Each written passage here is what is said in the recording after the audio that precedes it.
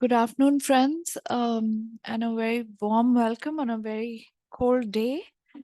Um, very excited to welcome Dr. Sneh Jha from the Department of History at Miranda House. She'll be speaking today at CSDS under the aegis of the Parekh Institute for Indian Thought on the subject Locating Ramcharitmanas in Historical Time. Dr.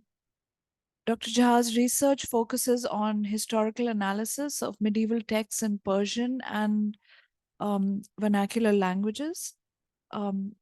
Most of her close study and research has been on the Baburnama and the Ramcharitmanas, and she has published papers in both Hindi and English. According to her abstract, the Ramcharitmanas exhibits a political sensibility deeply enmeshed in the medieval cultural universe. By dipping into the political languages current among the medieval ruling groups, the text would have made itself intelligible and relatable to its contemporary audience. Hailed by generations of scholars for his literary genius, its poet Tulsidas spiced up the poem with the right mix of metaphors and aesthetics that work at several registers simultaneously. The speaker, Sneh Jha, would like to argue that Tulsi's Ramkatha resonates with the 16th century politico-cultural world. The use of a certain kind of vocabulary and the aestheticization around specific moments in the story convey the poet's participation in the shared political cultures of his times. Over to you. Thank you. Thank the organizers for having me over. Thank you very much. It gives me a lot of pleasure to be sharing my work amongst Manas enthusiasts. Let's hope how this goes. Okay. How much time do you think I would have? I would like maybe roughly 45 minutes. That would be great. Yeah, thank you. Okay. So the title of the paper is Locating Ramcharitmanas in Historical Time. This paper attempts to locate the timeless tale of Ram as retold by Tulsi in Ramcharitmanas within its historical frame. It does so by focusing primarily on two specific moments or episodes in the Manas, those of succession of Ram or Bharat and the episode of Ram's marriage with Sita. The idea is to use these two episodes to open up the issue of how deeply the Manas was embedded within its own earthly times, even as it insisted that the story of Ram had no beginning nor an end in time. Tulsidas informs us in Ramcharitmanas that he started writing the text in a place called Avadhpuri in the 1631st year of the Vikram Samvat, which would correspond to 1574 of the Christian era. We do not exactly know when he finished it, but scholars estimate that he might have taken about 10 years to complete the text. It is a story of that paradigmatic scion of Raghuvansh, to whom several medieval Rajput lineages trace their ancestry. The famous Kachwaha ruler, Man Singh, was repeatedly referred to as Raghuvansh Tilak, literally the apogee of the lineage of Raghu. Interestingly, the Ramcharitmanas too addressed its lead character Ram as Raghuvansh Tilak several times. One even notices a literary connection between Ramcharitmanas and Rajasthan. It is from this place that one begins to hear the name Tulsidas and his poetic pursuits amidst these literary circuits. Sometime in early 1600, barely 15 years after Tulsidas finished composing Ramcharitmanas, Nabdas, a poet sitting in Galta near Jaipur in Rajasthan, extolled Tulsidas for his literary genius in an anthology titled Bhaktman. This literary connection is not completely incidental and points to a concrete political linkage of patronage and legitimation between Vaishnav communities and the Rajput power centers in medieval Rajasthan.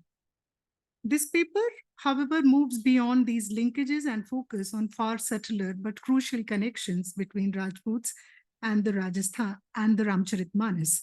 I argue that the text is deeply reminiscent and probably embedded in practices of politics amongst the contemporary Rajput lineages, especially of Rajasthan. My exploration of the political in Manas, however, is limited only to an investigation of what its complex description of the search for the right successor of King Dashrath offers. My engagements with the text suggest that the poetic descriptions of succession episodes as they find place in Ramcharitmanas may fruitfully be related to the existing practices in this regard among the ruling families of Rajasthan. Ramcharitmanas' engagement with political issues was most visible in the ways in which it represented the stories related to succession of his Raghuvanshi protagonist Ram. The succession moment in the text provides crucial links into the complex and diverse political world of the 16th century. The two major political players of North India in the 16th century, the Rajputs and the Mughals, evinced similar anxieties and struggles over succession. The epic frame of Manas forces our 16th century poet to engage with this crucial issue of succession, even as the poet allies any sense of struggle or tussle between different claimants. By historicizing certain terms that the poet used to describe the succession movement, I'll argue that Ramcharitmanas was deeply enmeshed in the political vocabulary current amongst the medieval Rajput ruling groups of Rajasthan. His text, in fact, exhibits a political sensibility that seemed to have become far more widespread by the 16th century and was not limited just to Rajasthan. This paper would be roughly divided, is actually divided into 4 parts. The first part deals with the methodological problems of dealing with the literary text like Manas. The second part of the paper will focus more closely on the episode of succession in the Manas and note its divergences from the Valmiki Ramayana. By paying close attention to the dialogues of different characters, I argue that even as Ramcharitmanas was invested in charting out the normative practices of succession, it was equally flexible to make space for the departures from those norms. The third section talks about the overlaps between the Bhakti and historical Kavya by drawing a comparison between Manas and Veer Singh Devcharit of Keshav Das. And the fourth section deals with the episode of marriage, Ram's marriage, and the poet's attempt to contemporize it. I argue that our 16th century poet tweaked his Ramkatha as per the practices and concerns of the 16th century. Now I move on to the first section of the paper, which is called Historiographic Frames and Literary Context. For some, my choice of the text for this kind of study may come as a surprise. The conventional classificatory schemes used to categorize historical texts have placed Ramcharitmanas in the category of religious texts of Bhakti orientation. And that might be one of the reasons why scholars have often not used the text to talk about the political perspectives that it may yield. While there can hardly be any doubt about the fact that the text is of Bhakti orientation, it is equally important to remember that the political was very much imbricated in the messaging of Bhakti. Composed in epic Mahakavya format, the Ramcharitmanas narrates the familiar story of the Prince Ram. The plot itself is somewhat trans-historical in the sense that it cannot be fixed to any known historical phase in time and had been circulating for over 2 millennia before Tulsi's Ramkatha. While we know that there was no single version of the story that circulated as Ramayana, the plot in Ramcharitmanas comes very close to what is probably the oldest extant version of the epic, the Valmiki Ramayana. The two texts are separated by nearly 2000 years. Like Valmiki, the Ramcharitmanas is a story of the legendary King Ram, who was exiled for 14 years by his father Dashrath on the insistence of his stepmother Kekai. The story proceeds along familiar lines. Rama leaves for the forest with his wife Sita and his younger brother Lakshman. Dashrath dies in grief. In the meantime, Bharat, Kekai's son, is called back to Awadh and asked by ministers to take over as the king of Awadh. Bharat refuses to occupy the throne. Instead, he decides to bring Rama back from the forest. He departs for Chitrakoot, where Ram had been staying along with Sita and Lakshman. He requests Ram to return to Awadh and assume kingship. Ram declines the request. Bharat concedes. he returns to Ram with a pair of Ram's sandals. These sandals were to act as a symbolic ruler to ensure protection and safety for the people of Awadh until the time Ram returned from the forest. Ram returns to Awadh with Lakshman and Sita after 14 years, having defeated and killed Ravan, the king of Lanka. Rama assumes kingship and establishes Ramraj, a political and social order where everyone is happy and content. Ramcharitmanas thus does not throw up any major surprises for its readers in terms of the plot. So if it is the same old story that the poet is narrating, how far is it possible to recover or get a glimpse of pregnant notions of state and politics? Is the story merely restating and reinforcing what has been circulating as knowledge of politics and state from the earliest times? There are no simple answers to these questions for various reasons. Firstly, there is an element of timelessness as far as the storyline of the Mahakavya is concerned. Tulsi framed the well-known tale in the otherworldly and cyclical time. Beyond informing his readers about the date and place of the composition of his poem, there is little else that the poet tells us about his lived times. Nor does he give any information about his familial ties. It may be argued that the willful omission of any reference to the historical time within the mundane details of the author's autobiographical notice might have been a ploy to retain the aura of timelessness around the tale. Secondly, there's no mention of any earthly patrons of his composition, thus making it difficult for the scholars to establish political legitimation linkages between the poem and the patron. Historiographically, it was not deemed appropriate to pose questions relating to state or politics to the poem, probably because the poem was thought to be purely devotional. On his part, the poet maintains and reiterates the idea that story actually belongs to the divine world. His central protagonist is a divine figure who has condescended to be born in a human form for the larger common good of saving the world. Tulsi frequently reminds his reader that the prince was only performing Leela in a divine form. Even as an ordinary mortal, however, he does not stop being omniscient. Being the narrator, between the narrator and the listener audience of this timeless tale, it is understood that the human divine protagonist dutifully goes through the motions, knowing the beginning as well as the end of the story. Indeed, the established tricks of historians are of no help in reading the powerful text of Manas politically and in a temporally located way. Amidst its overarching religious devotional mode, where does one find traces of state and politics? Is it possible that the political is entwined with other issues in a manner that it is not immediately visible? After all, it is worth asking whether the political operated as a separate, exclusive domain removed from the religious and the social in pre-modern times. Even if we consider state and politics within the narrow frame of kingly and dynastic conduct, the Ramcharitmanas, being the story of a royal family, does provide us with several clues. It engages with questions of succession to the throne, repeatedly notes the qualities needed for kingship and specific duties of a king towards his dependents and vice versa. But these engagements or reflections very rarely figure in the form of imperatives or didactics. Rather, the reader-listener learns their lessons in politics through narratives of exemplary conduct. Yet the dialogical mode makes space for alternative and multiple perspectives on what constituted this exemplary conduct.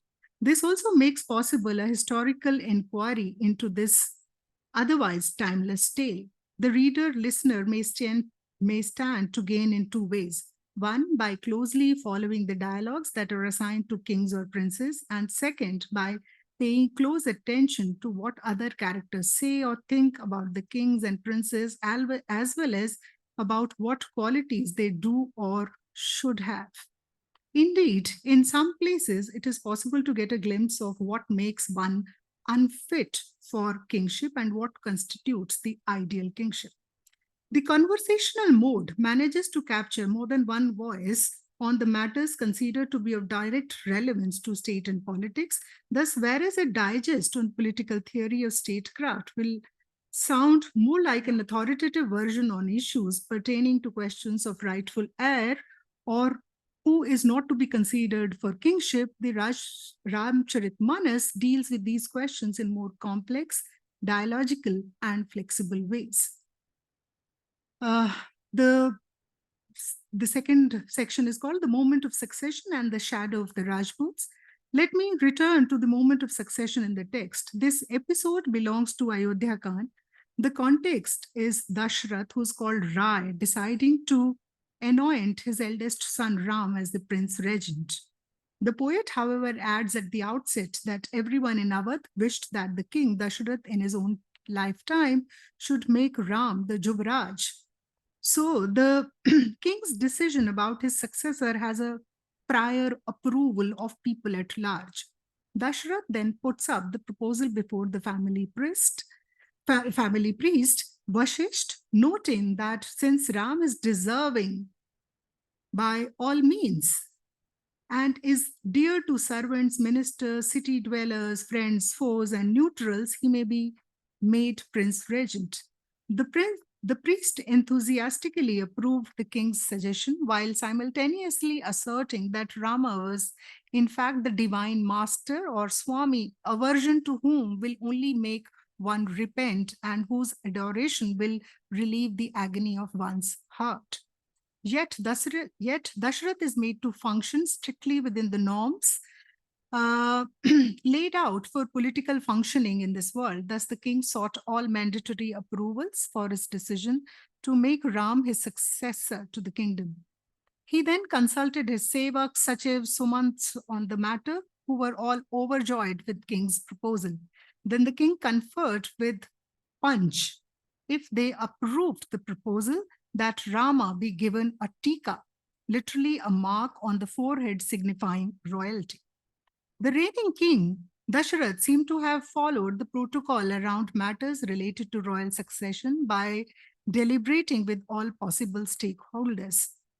As we know, his plans did not materialize. Kekai's Ram's stepmother objected to the king's decision to anoint Ram as the prince regent. She demanded that instead, her son Bharat should be given tika and Ram should be sent to the forest for 14 years.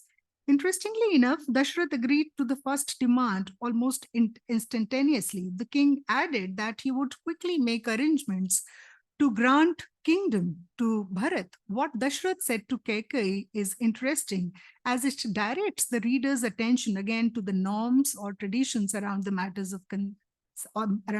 of succession. Dashrath noted that he followed the ways of the kings, Niti.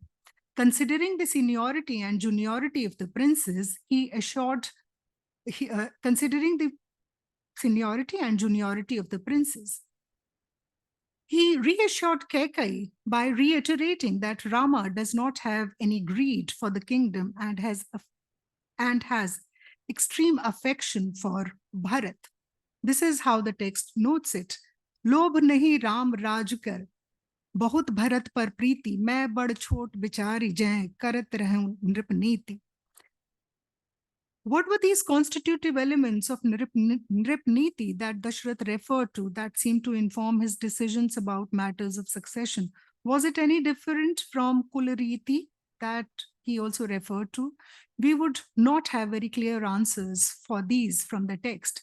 But what we do know, is that the Ramcharitmanas invoked both Nripniti and Kulriti when it came to take a call on possibly the most important political decision for a kingdom, the selection of an heir to the throne. Thus, even Kekai, who eventually forced Dashrath to debar Ram from the kingdom, also alluded to Dinakar Kulriti, or customs or ways of the solar lineage, as she argued with Manthira. She told Manthira that Dinakar Kulriti has it that the eldest brother is the Swami and the youngest brother is his Sevak. And Manthira for sure did not question Kekai's understanding about the customs of the Kul, for she immediately added that as per the tradition, Tika definitely belonged to Ram, for he being the eldest, even as she wished otherwise. Yet, all these reflections on the Dinkar Kuluriti did not ensure Tika for the eldest son Ram. Our Ramkatha nonetheless managed to register the norms around these questions of succession, even though these would not always be practiced. What stands out in Ramcharitmanas' version of the story is that this alleged departure from Nripniti or Kulriti around succession issues did not elicit much protest from the reigning king Dashrath, who presumably had a decisive say in the matter. As we saw, the king expressed his willingness in as many words to anoint Bharat, his younger son from Kekai. Unlike many other earlier iterations of Ramkatha, wherein the matter remained in the gray zone, in the Ramcharitmanas, the father emphatically noted his approval for Bharat as his heir, but requested Kekai that she should not insist on sending Ram to the forest. The version in Valmiki Ramayana is different. It did not make Dashrath agree to any of the demands of Kekai. He was only shown pleading with Kekai that she should drop her demands. Our medieval Ramkatha, however, the Ramcharitmanas, did not leave any doubts in the minds of its readers that the king was willing to surpass his eldest son in favor of the younger one. More importantly, Dashrath is not the only one who did not mind making departures from the recommended Niti or Kulariti. Tulsi's central protagonist, Ram, also did not approve of the customs of his lineage when it came to deciding matters of succession. The Ramcharitmanas informed its readers that Ram was not particularly enthusiastic over the king's decision to offer prince regentship to him in the first place. Thus, as Dashrath's message reached Ram through the royal priest to prepare for the ceremony, Ram got into an introspective mode. This is how our medieval poet expressed it through Ram.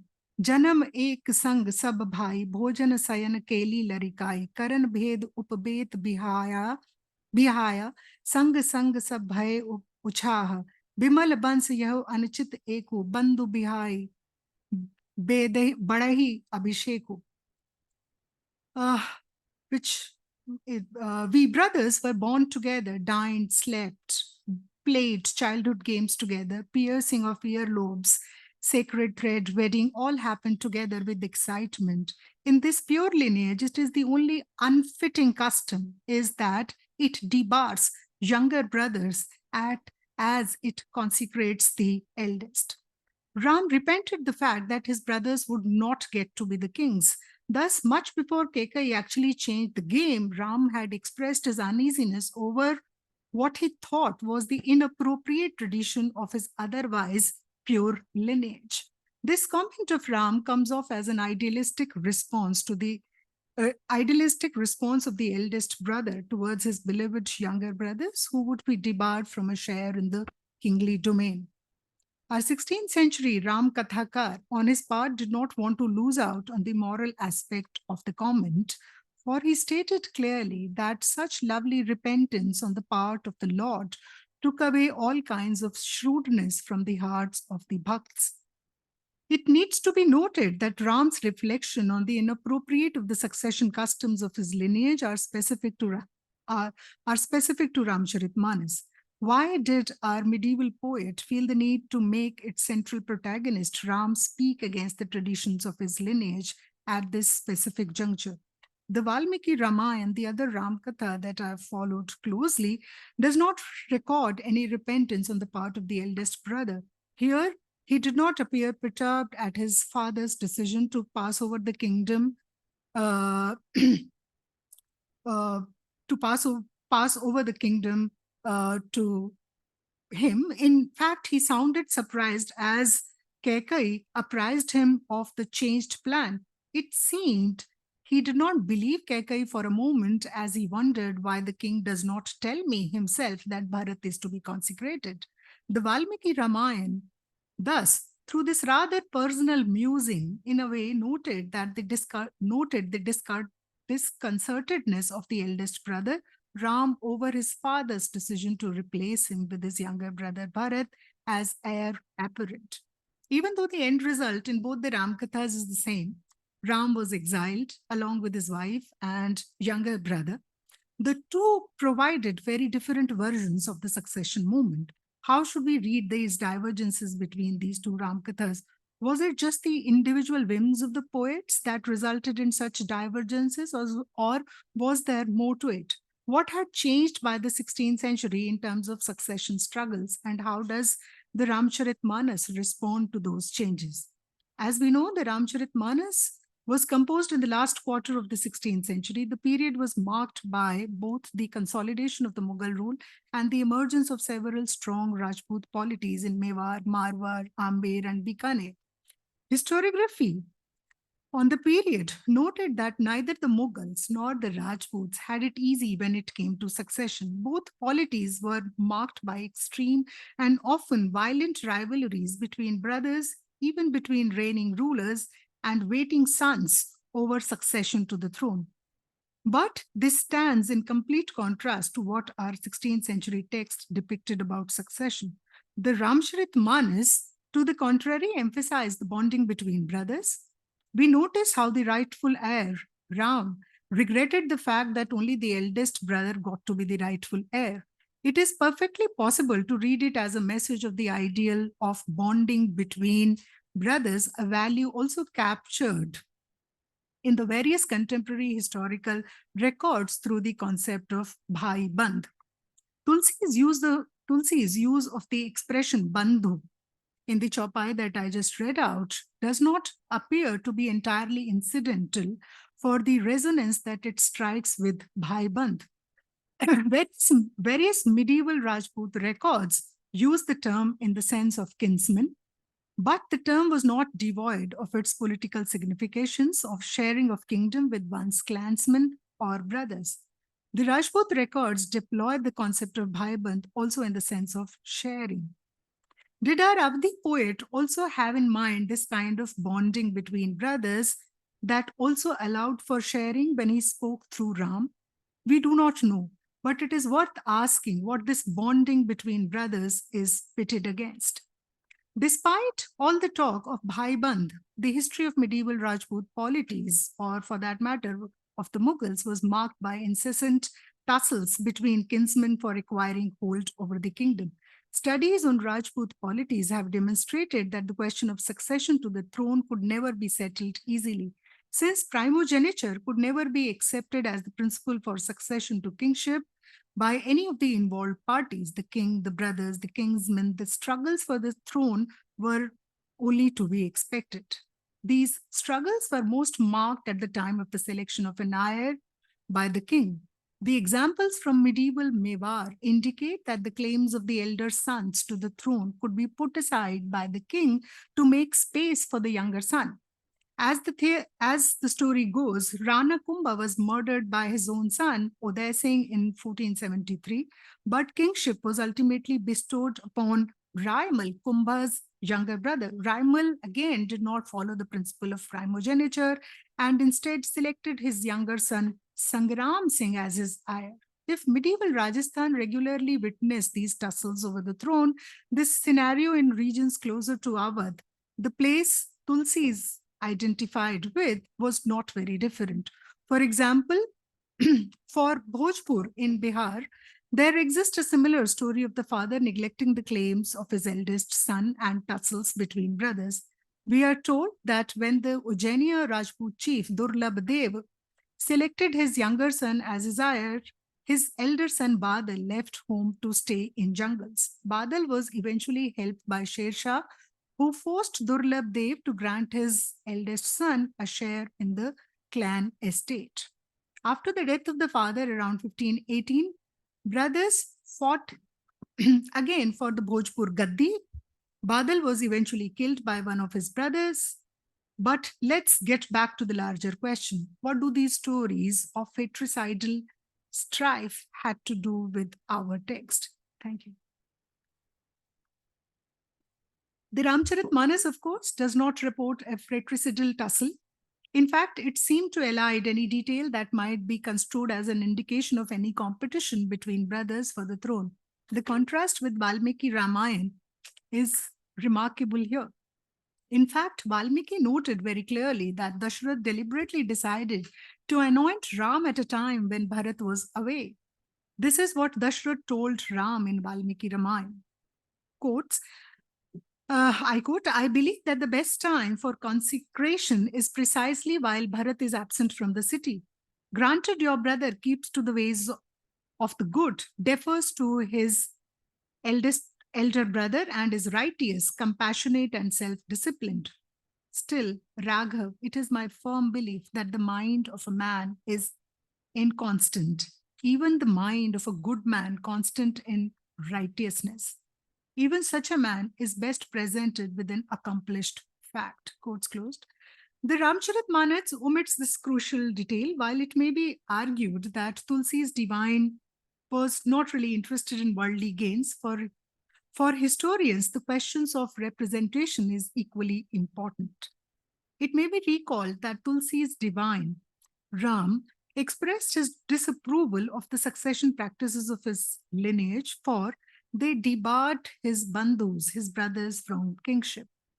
This comment probably gestures towards the harsh political realities of Tulsi's inhabited world. Even as the poet narrated the age-old story of the royal family, he appeared to be equally cognizant of the succession practices of royal families of his times that did not necessarily abide by the principle of primogeniture. And our medieval poet provided space for the inclusion of these practices in his timeless tale. Let's not forget that Dashrath agreed to the demands of his queen Kaikeyi almost immediately. But Tulsi did not deviate much from the larger story, and we know from Ramcharitmanas that after the death of his father, Bharat declined the offer for a tika, even as the royal priest Vashist tried to convince him by noting that Ved Bidit Sammat Sabhika, Jehi Pitu Dehi, so Pavai Tika. Vedas mention it that he on whom the father bestows it gets the tika. Bharat, on his part, made sure that he did not flout the norm about kingship, for he noted that the kingdom belonged only to a dharmashil, the one who abides by dharma, and he himself was only an abode of sin. We may note that while the poet seemingly operated at a religious register, the political message is not to be missed. The younger brother did not want to usurp kingship that rightfully belonged to the elder one by all means.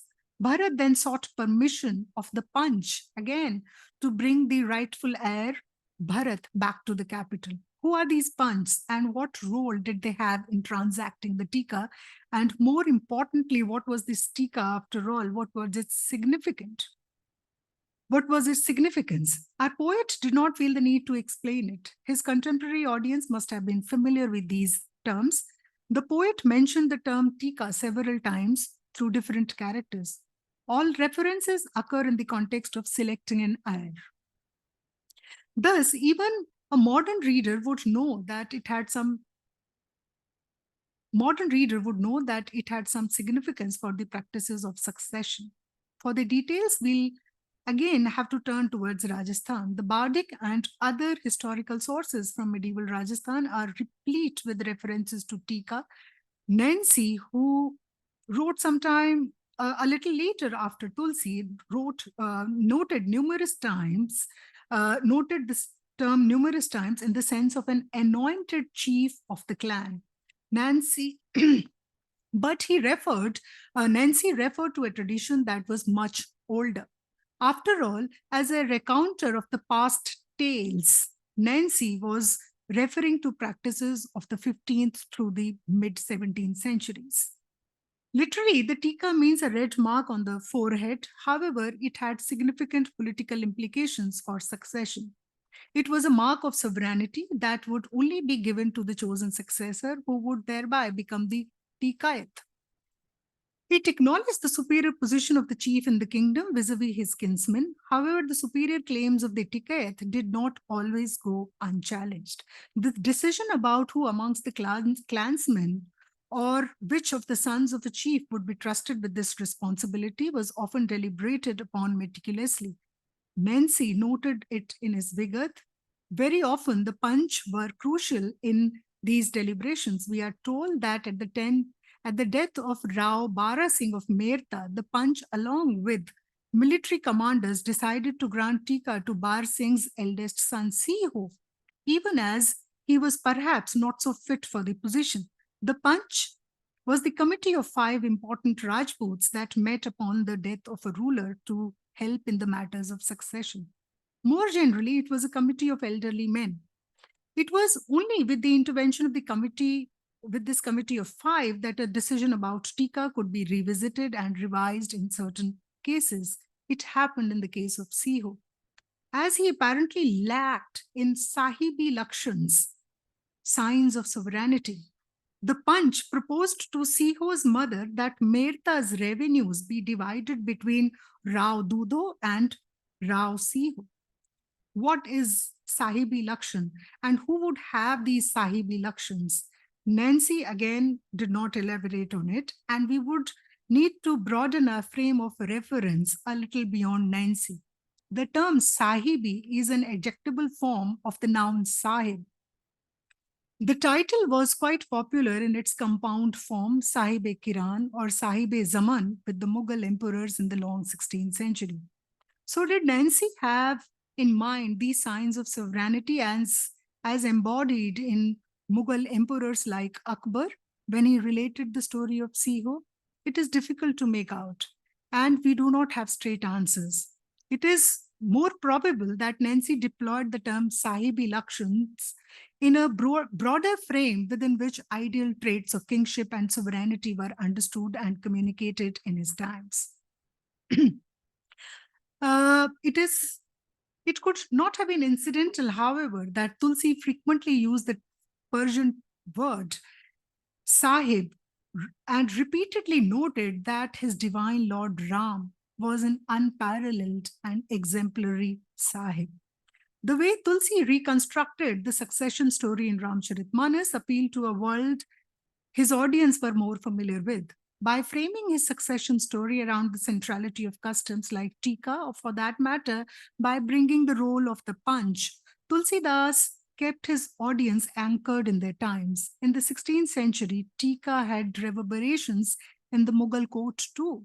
It was around this time that the Mughal emperors had emerged as central arbiters of ceremonies like Tika in the Rajput polities.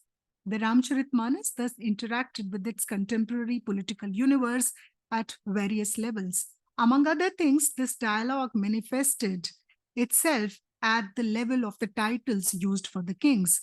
The fact that most commonly used title for King Dasharath in Ramcharitmanas is Rao once again gestures towards contemporary political practices.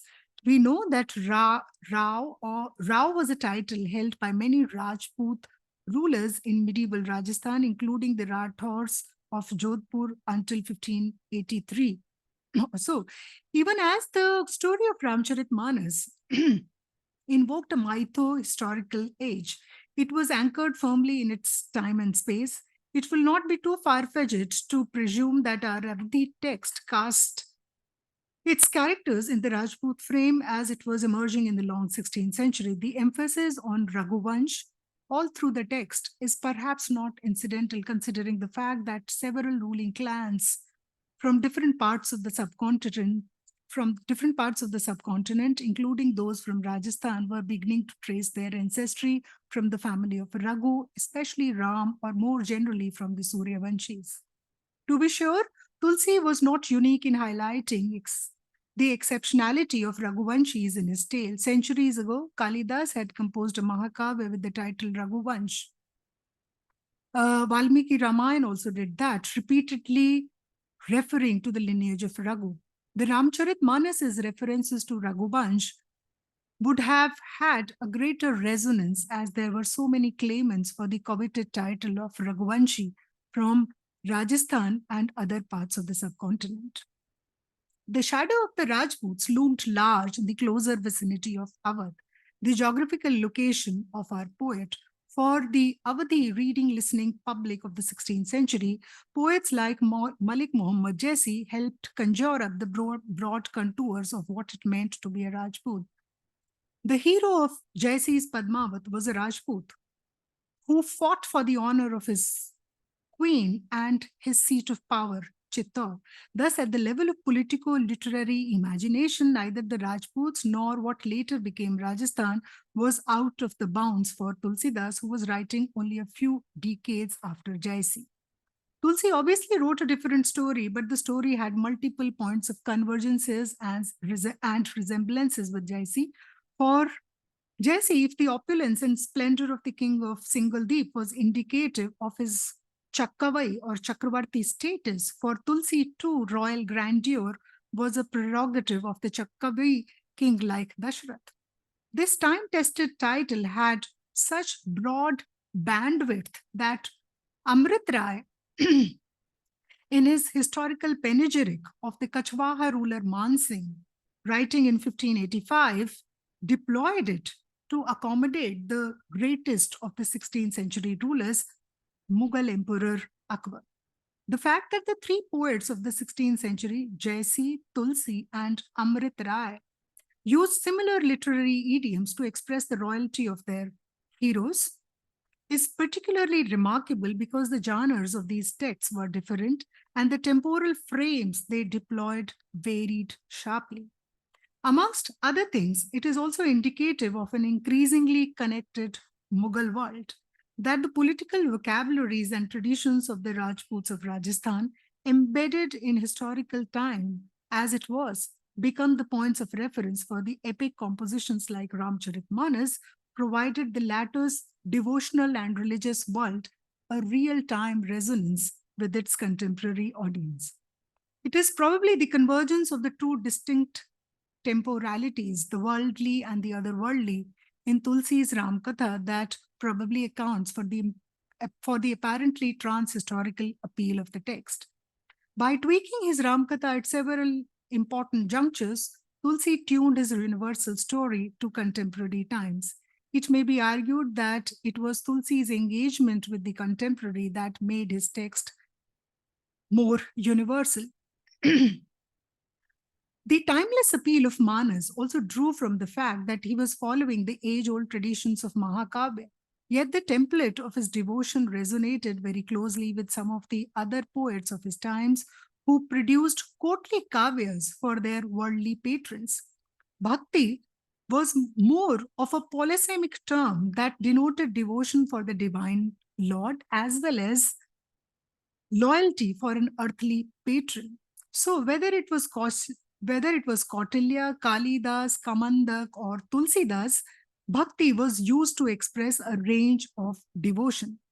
Poets as historical agents were as much engaged in defining loyalty or devotion as in representing what it may have stood for. The fact that the term bhakti, or in some cases anurag, seemed to have sufficed for the whole spectrum of attributes related to devotion or loyalty, gestures towards a shared world of kavya composers. It is interesting to note that the poets, whether they composed kavyas for historical kings or divine kings, the expectations placed on the servants or sevaks, placed on the servants who in turn would be referred almost invariably to as sevaks, were of very similar nature. Let me just give you a few examples to make my case clear. These examples come from a text roughly contemporaneous with Ramcharitmanas, the Veer Singh Devacharit of Keshav Das, a kavya composed for the Orsha overlord Veer Singh Bundela around 1607. Faced with the danger of losing all his ancestral possessions to his brothers and other kinsmen, Veer Singh Bundela was advised to seek help of the Mughal prince Jahangir.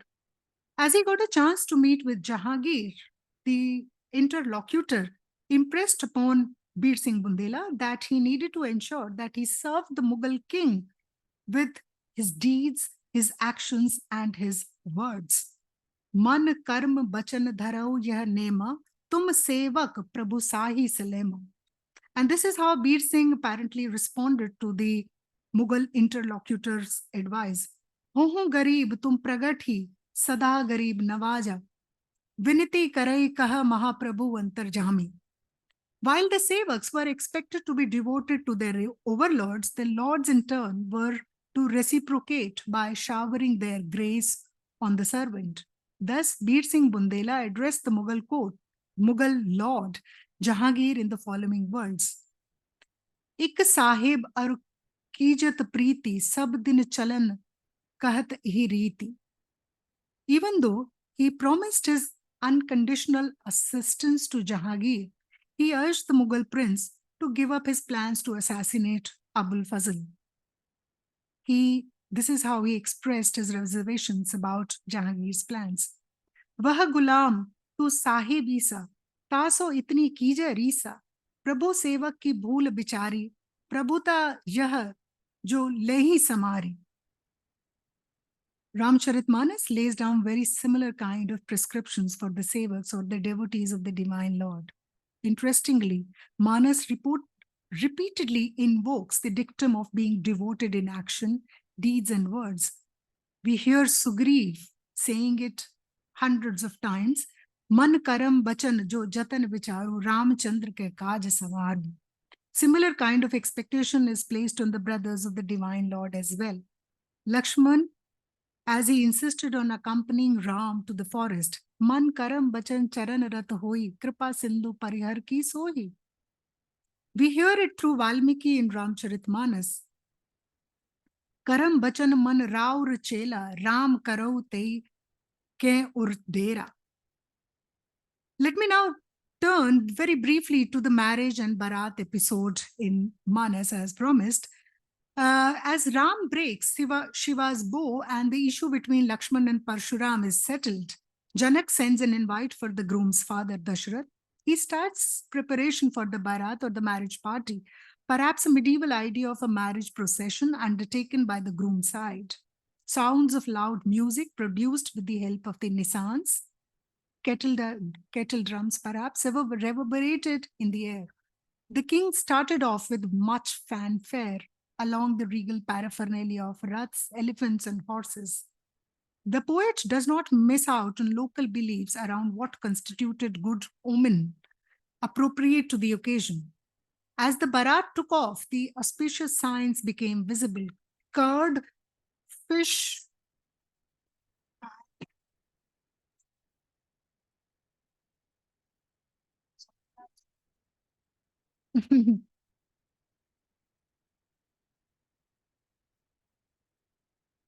okay. Just 2 minutes. Yeah, that's okay. Thank you. Okay.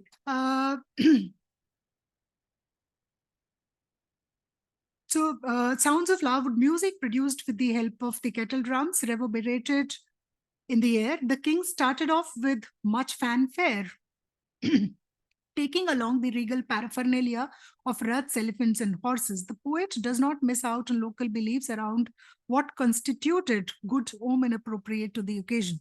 As the Bharat took off, the auspicious signs became visible: curd, fish, Brahmins with books in their hands. Lavish arrangements are made for the Bharat with exquisite food, including dahi chuda, a speciality of Mithila, considered pure, delicious, and auspicious. The Bharat, in this case too, like that of Shiv's, is made to stay in Janavasa. When the groom's party sat down for dinner in Janakpur, women folk sing melodious songs, sing melodious songs with garis, calling out the names of men and women. This again is an important and somewhat unique aspect of marriage rituals in Mithila and perhaps in certain other adjacent regions as well. We hear of customs such as Parichan, Dula Dulhin, repeatedly noted. Tulsi notes Tulsi, they were accompanied, Dula Dulhin were accompanied to the Kohobar, literally the corner where the groom is accommodated by the women folk. Here one may note the contemporary Perso-Arabic origin of the word Kohobar, for example. The groom's father apparently distributed bakshish Again, vernacularized version of the Persian term bakshish with multiple meanings, including gifts, amongst the seekers during the occasion while enjoying the pahunai, typically methyl expression for hospitality. What is so significant about Tulsi's richly aestheticized description of the marriage? First, this episode is summarily dealt with in previous Ramkathas, including in Valmiki's Ramayana, where marriage is a quiet ceremony. Second, the ethnographically rich description of marriage is not entirely a figment of Tulsi's imagination, but closely mirrors certain practices in Mithila that were probably not known before the Middle Ages and that were never integrated into any of the Ramkathas before Tulsi.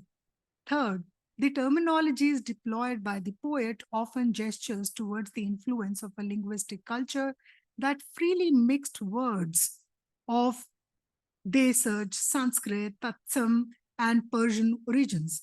One notices a far more complex socio-linguistic cultural interplay here than usually admitted.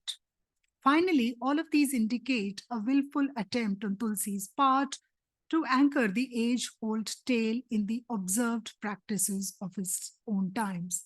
The aesthetic devices he used for the purposes came from the classical Sanskrit traditions. There's hardly any alankar or ras mentioned in the Sanskrit kavya tradition that the Tulsi did not deploy with finesse. Yet the substantive descriptions of various occasions did not shy away from refashioning the story in a manner that the contemporaries of Valmiki might have found alienating. In many ways, these conclusions are equally valid with regard to my discussion of the earlier episodes of Succession, as well as my brief comparison of Manas with Bir Singh Devcharit. Thank you.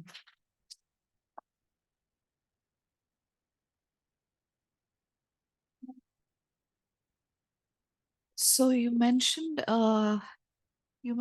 of course, Sanskrit, Awadhi, Persian, and Maithili.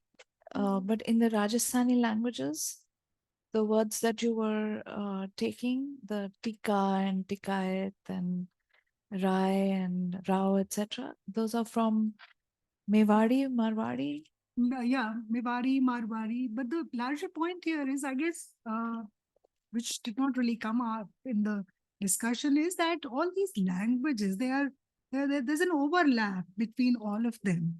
And there are certain kinds of words that are found in all. So there's a multilinguality in every language.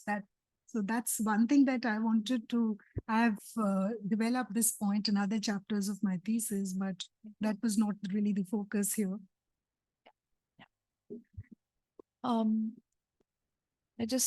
was just thinking about how the tika is something which is also so important in the mid 17th century to Shivaji when he's trying to have his coronation and wants to be sort of coronated and consecrated, anointed in a Rajput style. Right.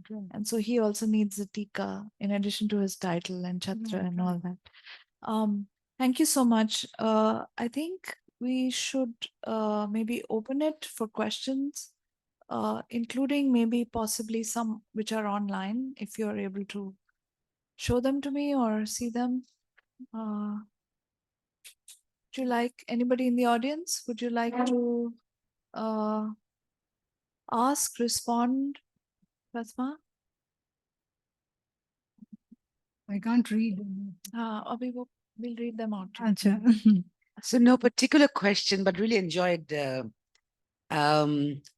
particularly because the long-standing issue of how to use literary texts as part of historical source is generally under-thematized in our discipline.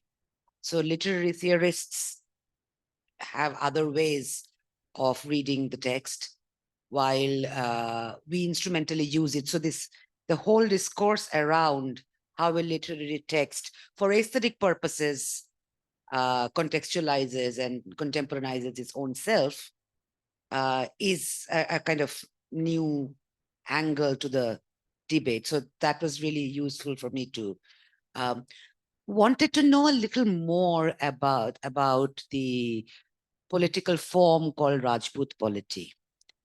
I have an intuitive sense of how generic it becomes 16th, 15th, 16th, 17th century. So much so, Shivaji's example, but also, 19th century Bengali literature, whenever they talk of pre-colonial forms of sovereignty, the exemplar is Rajput polity.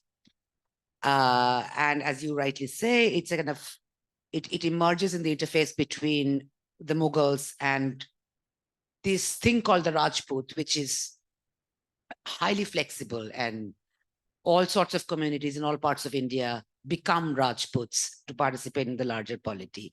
So if you could historicize in a sense of contrasting it with, let us say, the previous form that was more generic, to what happens in the 16th century, which can be defined generically as something called Rajput polity, something that interests me. Okay. That's not really that I'm looking at, but I can make a few guesses around it. See, it's from a clan-based system, from what the scholarship around the theme suggests, that from a clan-based system, they are increasingly moving towards more authoritative one king-based system. So, again, as you rightly pointed out, that the result is largely because it resulted largely from their interface or the influences that they were learning their lessons from the Mughals in this regard. But what may be considered as Rajput polity was never frozen in time. So it's still evolving, and 16th century is the time when it is trying very hard to come out of that earlier kind of clan-based system, and all these struggles that I pointed out in my paper, they are indicative of that struggle. They're indicative of that struggle. So there's the Rajput polity, while there are these references to the Rajputs time and again, but there's no one thing that they are talking about. It's a range of things that they're talking about. So the idea of valor, the idea of sharing, the idea of putting up a combined kind of an effort in tackling the Shatru. All of these are emerging in 16th century. So is there a caste story to be told here at all across North India?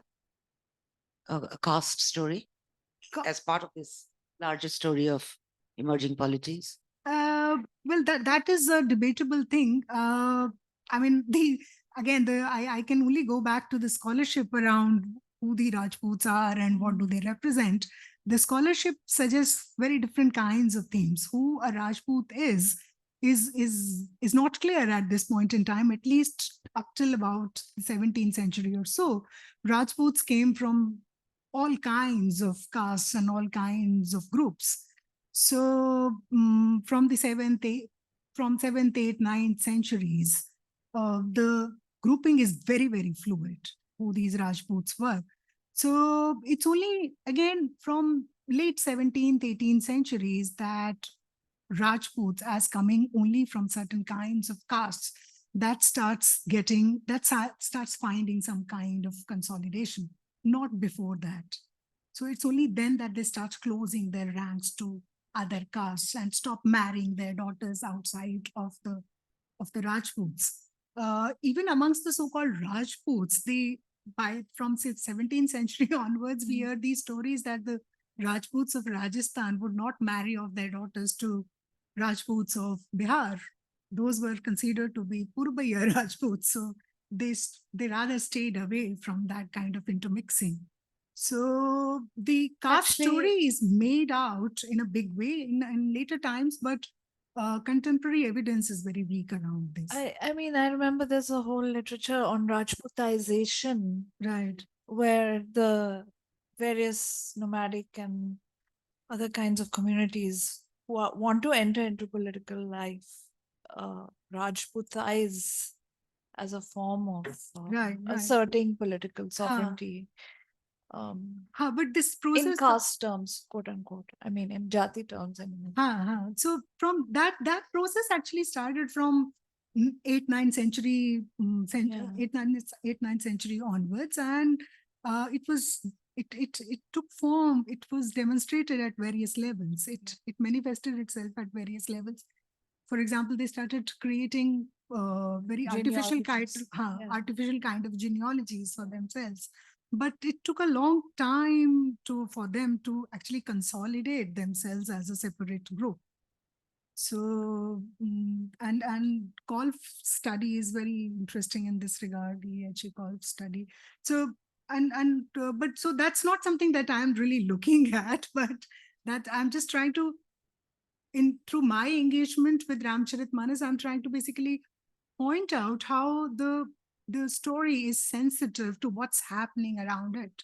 And that's what, I mean, my tentative findings suggest that it is deeply cognizant of what is happening and how to tweak that in order to suit the 16th century needs.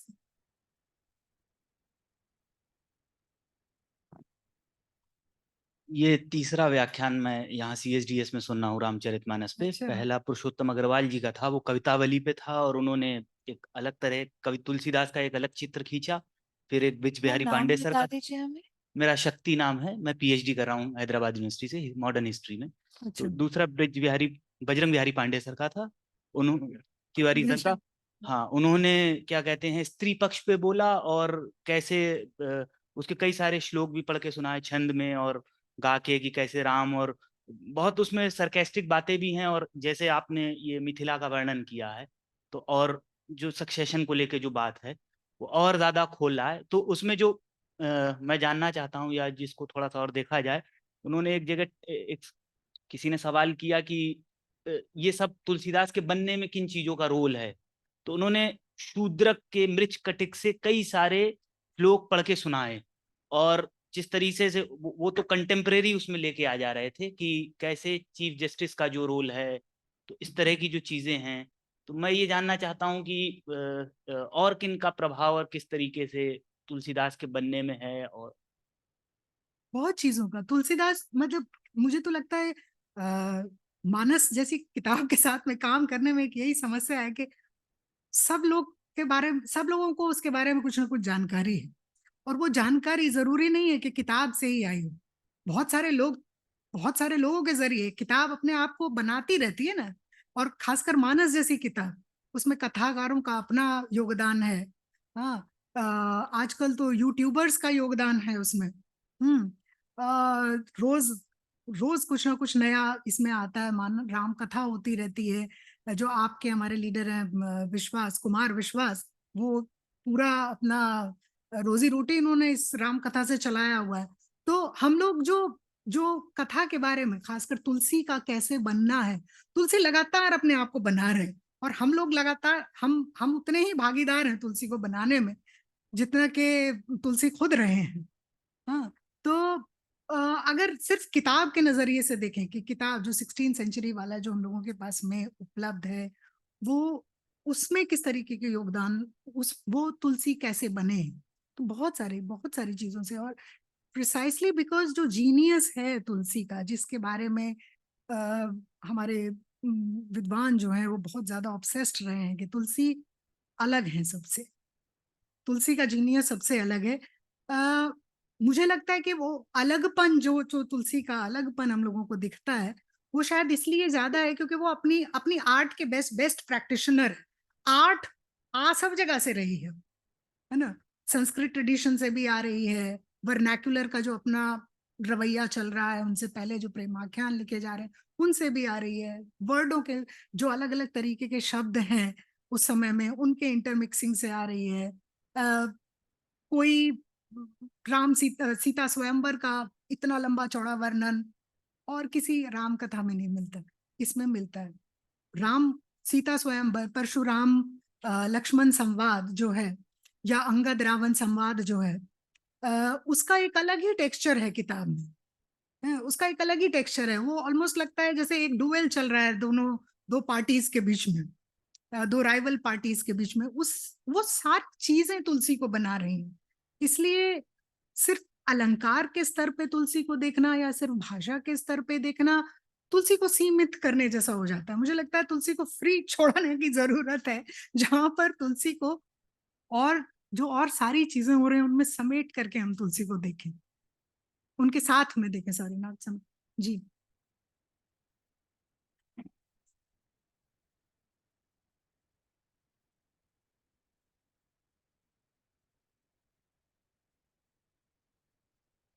Good afternoon everyone, मेरा नाम मधु है और मैं political science के student हूँ। सो related भी मेरा question भी उसी से रिलेटेड है थोड़ा। लाइक हमें सबको पता है कि रामायण कालीन समय एक बहुत बड़ा राजतांत्रिक व्यवस्था था उस वक्त, लेकिन जितने भी स्कॉलर्स को मैंने पढ़ा, बेसिकली मेरा वर्क भी इसी पे है, रामायण और महाभारत पे। तो काफी स्कॉलर्स कहते हैं कि दशरथ का शासन काल जो था वो पहला लोकतंत्र था भारत का, क्योंकि वो काफी जनता से अप्रूव्ड था। ठीक है, लेकिन आपको आपको क्या लगता है कि करंट स्टेट को क्या लर्न करना चाहिए जिससे डेमोक्रेसी और फ्लोरिश हो सके इंडिया में? And second question is that Ramayana and Mahabharata जैसे टेक्सेस को पढ़ते वक्त हमें किन किन चीजों का ध्यान रखना चाहिए? हम कुछ उनको इंटरप्रेट कैसे कर सकते हैं? बहुत लंबा चौड़ा क्वेश्चन है एक्चुअली। बेसिकली इसमें दो क्वेश्चन है कि इंडिया पुराने टैक्स से सिस्टम से क्या ले सकता है डेमोक्रेसी को अच्छा करने के लिए, and second question is that Ramayana और महाभारत को इंटरप्रेट करते वक्त हमें किन विशेष बातों का ध्यान रखना चाहिए? तो एक तो मुझे लगता है कि एक आप क्वेश्चन मेथड का क्वेश्चन पूछ रहे हैं कि जब हम लोग इस तरीके के लिटरेरी टेक्स्ट को इस्तेमाल करते हैं तब किस तरीके का ध्यान रखने की जरूरत है और क्या हम इनसे लेसन्स लर्न कर सकते हैं, है ना? as someone who's still struggling with it, है ना, जो लिटरेरी टेक्स्ट को इस्तेमाल करने के लिए हम लोग एक, जैसे एक फ्रेंड, मेरे friend who's also a spouse, he says कि हम लोग लिटरेचर को शायद एनिमी टेरिटरी की तरह अगर इस्तेमाल ना करें, जहां हम सर्जिकल स्ट्राइक्स करें और वहां से सामान निकाल लें, वैसा वो तरीका उपलब्ध हम लोगों के पास में शायद नहीं है ना?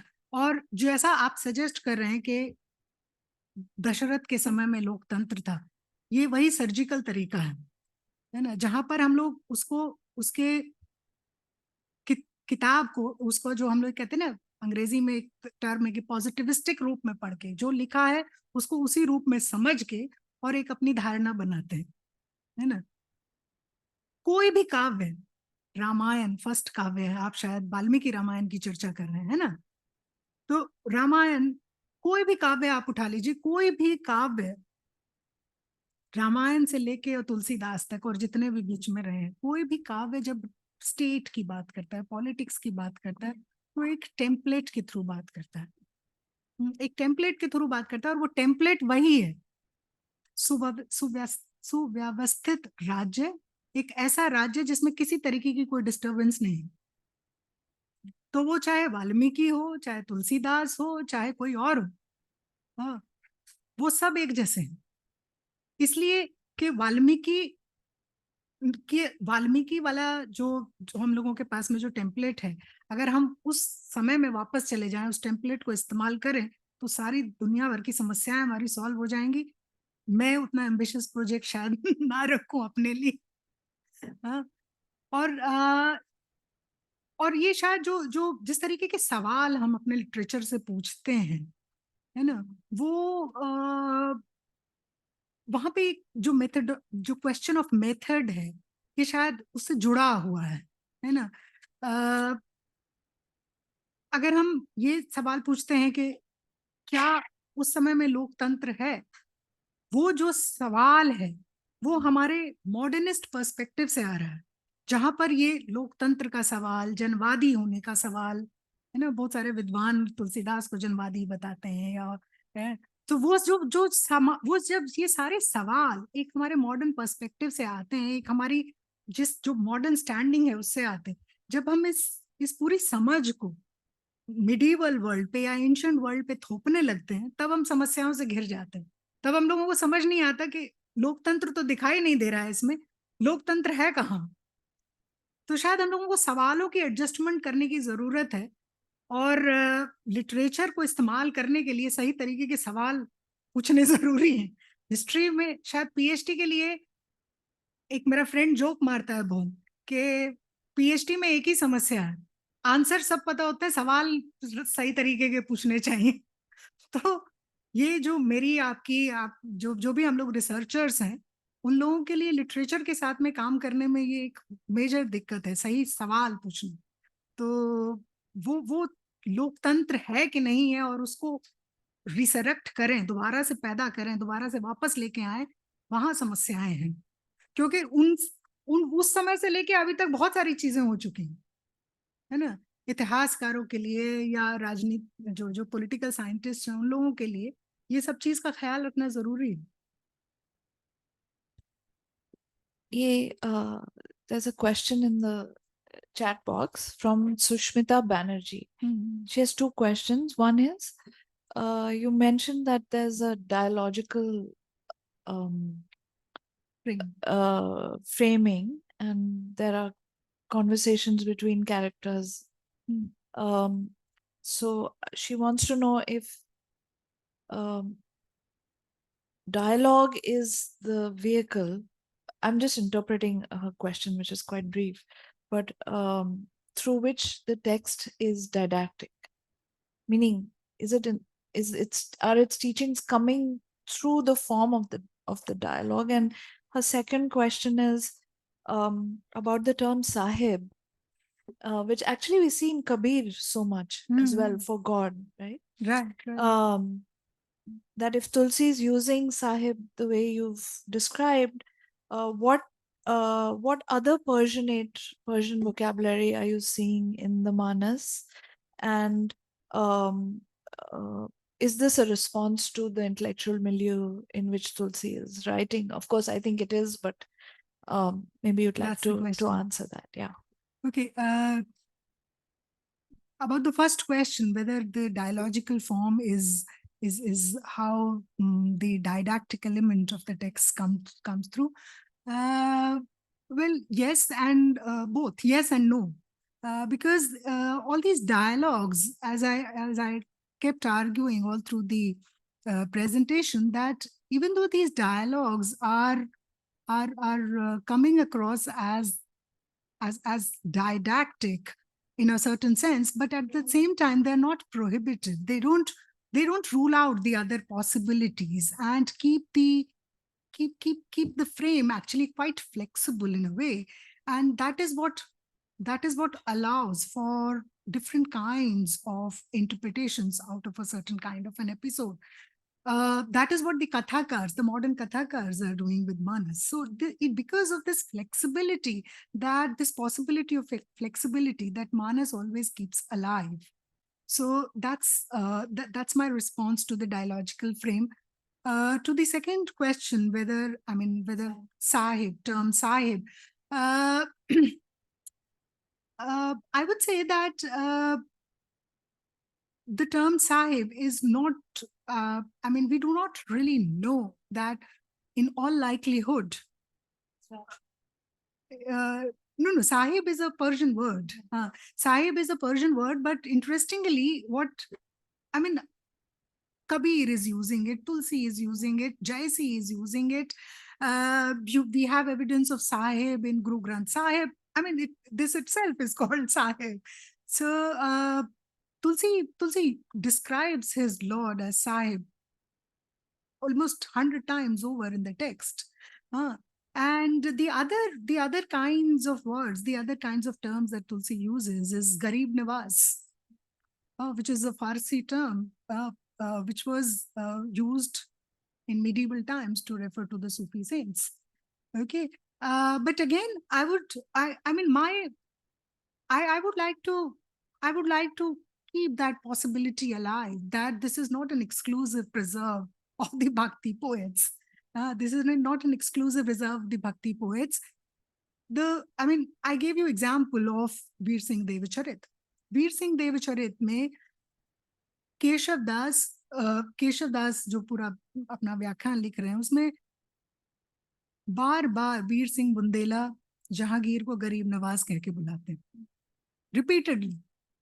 सो मेरा जो लार्जर पॉइंट है about this text is that it is working on that, it is developing on all those cultural attributes that seem to have co-head around the term Sahib.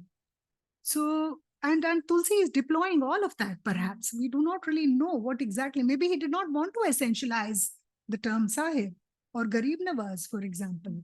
There are 100 such words that Tulsi uses in Persian words that Tulsi uses in his text.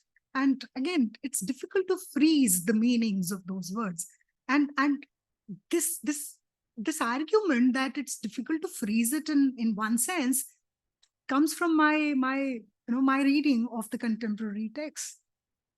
And that perhaps might help you that one of the ways in which one can approach these literary texts is by looking at other literary texts of the time, how they are doing their kathas and how they are talking about these things.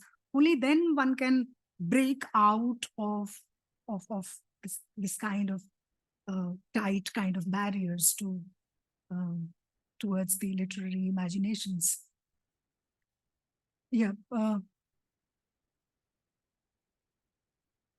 Ravikant? Yeah. Okay. Thank you, Sneh, for a wonderful talk.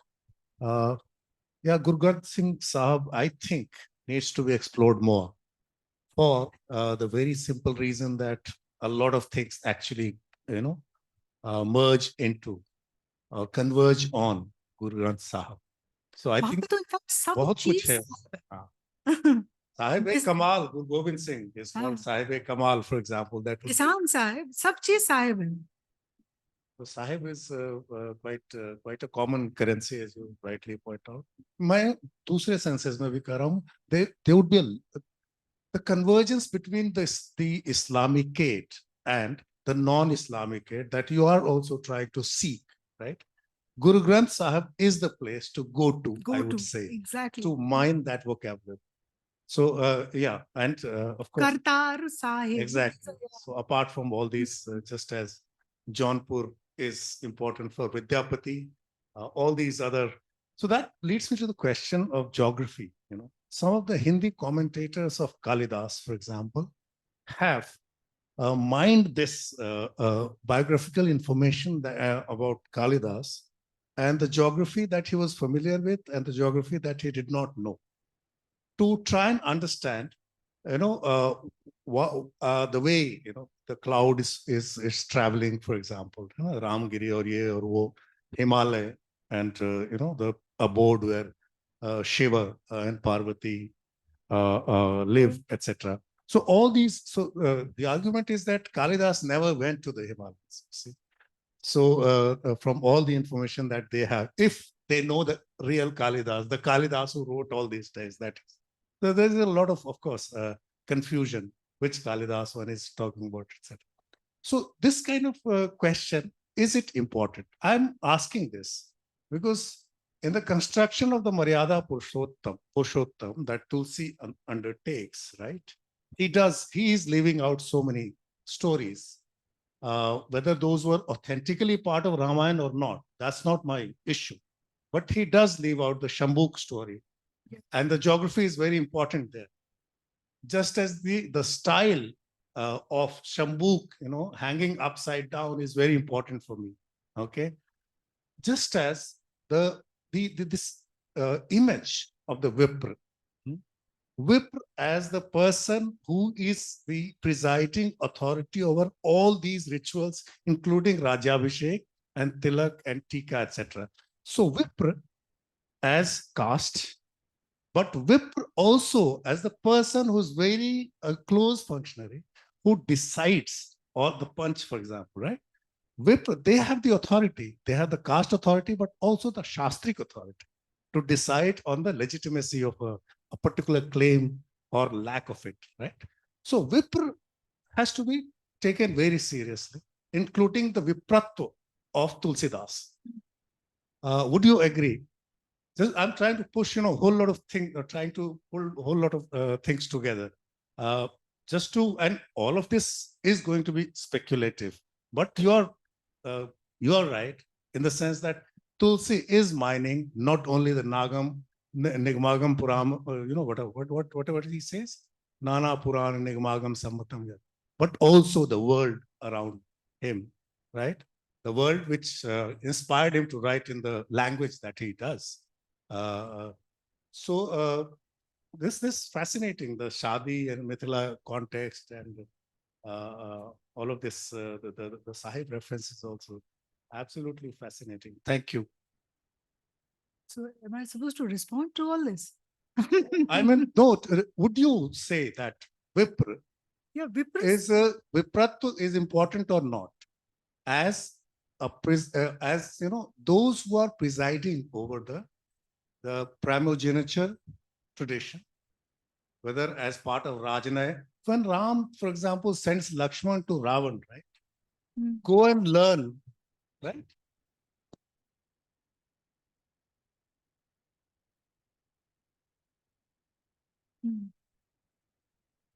What is the date Actually, and time of that? I also want to. Yeah, exactly. No, but also I want to. You mentioned this primogeniture business. So, among the Mughals, we always see a succession struggle and lots of fratricide, patricide, all these things. I mean, it's really a fight unto death before somebody becomes a king. But is that a Rajput practice as well, or is it more straightforwardly oldest son descent among Rajputs? No, not or are at they all. as bloody their struggles? There was a lot of bloodshed. I mentioned a few in my paper. This is only in the tip of the iceberg. There were always it was never smooth. The kind of whatever little knowledge that I have of the Rajput polities that I worked with for my thesis, that's my feeling of them, that it was always ridden with troubles. So, But that's strange, because if they're going back to the Suryavanshis or the Chandravanshis or the Raghava lineages or the Yadava lineages, then there seems to be primogeniture as the principle for succession, isn't it? I mean, whether it's Duryodhana or it's Yudhishthira or it's Ram himself, I mean, it is because they're the oldest, isn't it? That they're claiming to be. Setting up of an ideal is one thing, but whether they were able to abide by that, or I think the struggle precisely was this, that they were not able to abide by that, and that's why there were always these dictations or prescriptions around that what is supposed to be the ideal. So, and in the 16th century, perhaps this gets to be even more crucial, because the Mughals are there, Rajputs are there. There is a lot of trouble all around. And that's where Tulsi figures in and says, he provides an aspirational dose. And this is what an ideal Samaj should be, where everyone is like giving up, not interested in what they're doing. Krishna Deva Raya, that reminds me of another text from this time. Krishna Deva Raya, writing himself, Amuktamalya, he talks about this, that the king should not be greedy about the kingdom, whereas he himself seemed to have murdered a few of his cousins before he actually came to power. But he sits down and gives sermons about how the king should be all forgiving and should not be too greedy about the kingdom at all. And because to be able to give the kingdom to someone is what will ensure salvation to you.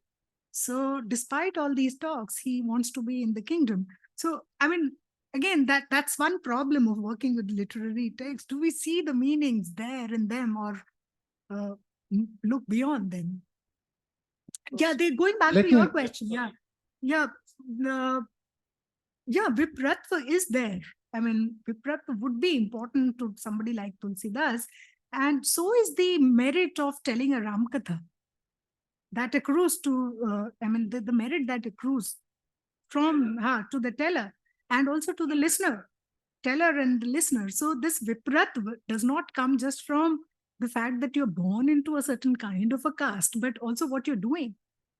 So Tulsidas is also cashing on this, that I am doing a noble job by telling a Ramkatha, and those of you who want to earn some merit out of it, you might as well hear it and bring some merit to yourself. So just a follow-up thing. One is, of course, there's a world that Tulsidas knows, right? That's what we are trying to understand. That's what we meant. That's what I meant when I said the geography. Can we explore that better? Also, in the sense that these texts are traveling, right?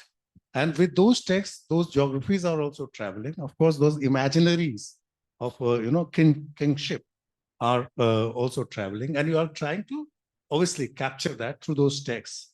But can we also pay some attention to geography? The other one is, of course, there is Garib Nawaz here, and there is Sahibi here, and there's that. Those things are there in other texts as well. Also, the eliminations and the rejections by Tulsidas, right? And here we are in the Shringar versus Bhakti domain, okay? Because Maryada Purushottam is not really, does not overstep the boundaries when he falls in love, right?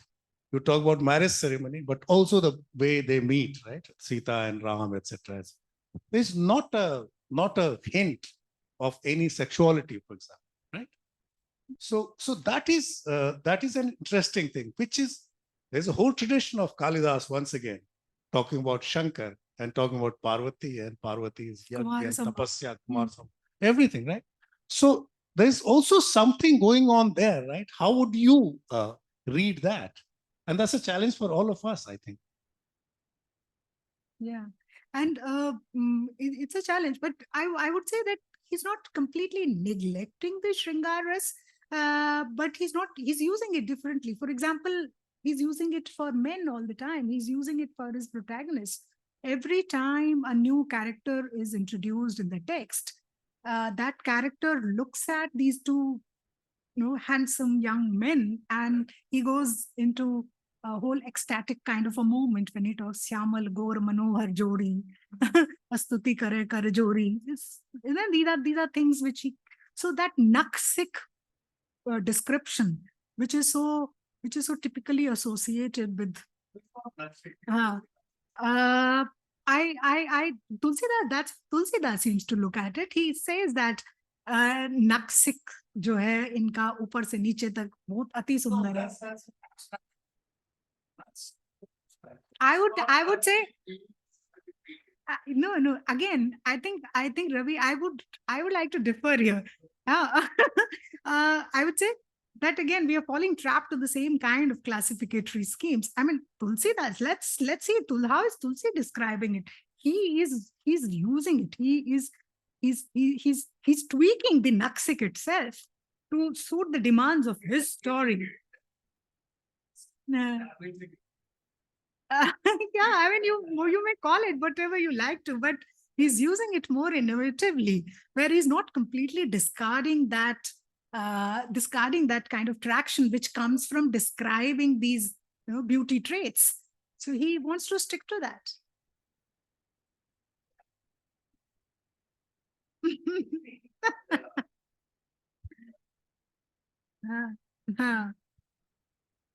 So, and about the geography part, I don't really know how to do this, though I that was also one of my concerns, whether we can talk about geographical imagination in Ramcharitmanas.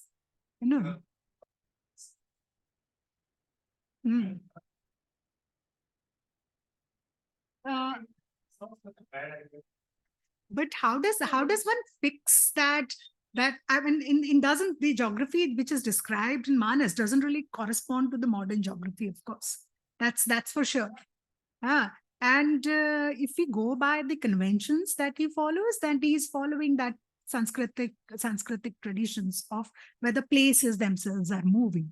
So, for example, Awadh is what is possibly Awadh, and Awadh moves with Ram. Wherever Ram is going, Awadh moves with. हाँ, जहां जहां राम जा रहे हैं वहां तो forest में भी अवध है.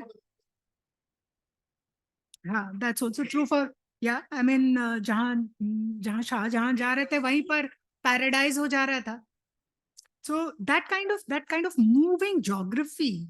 So if Tulsidas is working in that sense, he's also following that tradition of moving geography where the places are moving. So again, difficult to fix him like this is Awadh, this is Himalaya, this is Mount Meru or something else. Yeah. Well, I think before we get any further into geography, let's close today's session. Thank you so much, Sneh. That was very interesting, and thank you for sharing your work with us. Thank you. And we hope you'll keep coming back. As the young man said, we've had quite a lot going on around the Ramcharitmanas, and it's a concern that we're hoping to pursue in coming weeks and months. Thank you so much. Thank you so Thank much. you. Okay.